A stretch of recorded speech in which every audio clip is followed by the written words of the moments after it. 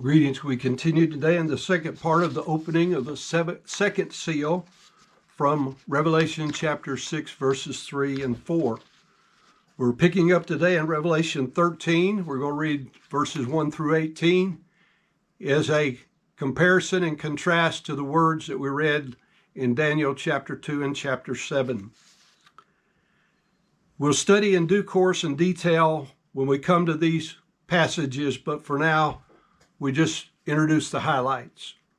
Revelation 13:1 says, "And I stood upon the sand of the sea, and saw a beast rise up out of the sea, having 7 heads and 10 horns, and upon his horns 10 crowns, and upon his heads the name of blasphemy. And the beast which I saw was like unto a leper, and his feet were as the feet of a bear, and his mouth as the mouth of a lion. And the dragon gave him his power and seat and great authority. And I saw one of his heads as it were wounded to death, and his deadly wound was healed. And all the world wondered after the beast. And they worshiped the dragon, which gave power unto the beast. And they worshiped the beast, saying, Who is like unto the beast? Who is able to make war with him? And there was given unto him a mouth speaking great things and blasphemies, and power was given unto him to continue 42 months. 42 months is the same as 3.5 years. Revelation 13:6 continues, "And he opened his mouth in blasphemy against God, to blaspheme his name and his tabernacle and them that dwell in heaven. And it was given unto him to make war with the saints and to overcome them. And power was given him over all kindreds and tongues and nations. And all that dwell upon the earth shall worship him, whose names are not written in the book of the life of the Lamb, slain from the foundation of the world. If any man have an ear, let him hear. He that leadeth into captivity shall go into captivity. He that killeth with the sword must be killed with the sword. Here is the patience and faith of the saints.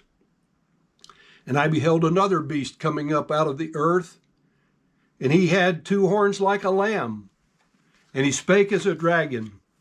And he exercises all the power of the first beast before him, and causeth the earth and them which dwell therein to worship the first beast, whose deadly wound was healed. And he doeth great wonders, so that he maketh fire come down from heaven on the earth in the sight of men, and deceiveth them that dwell on the earth by means of those miracles which he had power to do in the sight of the beast, saying to them that dwell on the earth that they should make an image to the beast, which had the wound by a sword and did live. And he had power to give life unto the image of the beast." That is, the Greek word is our word animate, the image of the beast. "That the image of the beast should both speak, and cause that as many as would not worship the image of the beast should be killed. And he causeth all, both small and great, rich and poor, free and bond, to receive a mark in their right hand or in their foreheads, and that no man might buy or sell, save that he that had the mark, or the name of the beast, or the number of his name. Here is wisdom. Let him that hath understanding count the number of the beast, for it is the number of a man, and his number is 666. We go to Revelation chapter 17 now, beginning at verse 8. "The beast that thou sawest was, and is not, and shall ascend out of the bottomless pit, and go into perdition, and they that dwell on the earth shall wonder, whose names are not written in the book of the life from the foundation of the world, when they behold the beast that was, and is not, and yet is. And here is the mind which hath wisdom. The 7 heads are 7 mountains on which the woman sitteth.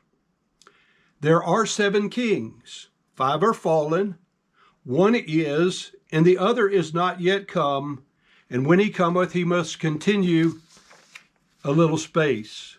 And the beast that was and is not, even he is the 8th, and is of the 7, and goeth into perdition.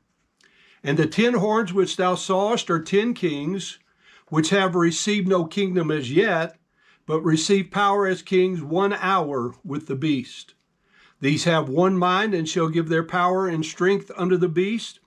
These shall make war with the Lamb, and the Lamb shall overcome them. For he is Lord of lords and King of kings. And they that are with him are called and chosen and faithful. And he saith unto me, the waters which thou sawest, where the horse sitteth, are peoples and multitudes and nations and tongues. And the 10 horns which thou sawest upon the beast, these shall hate the whore, and shall make her desolate and naked, and shall eat her flesh, and burn her with fire. For God hath put into their hearts to fulfill his will, and to agree, and give their kingdom unto the beast, until the words of God shall be fulfilled. And the woman which thou sawest is that great city, which reigneth over the kings of the earth.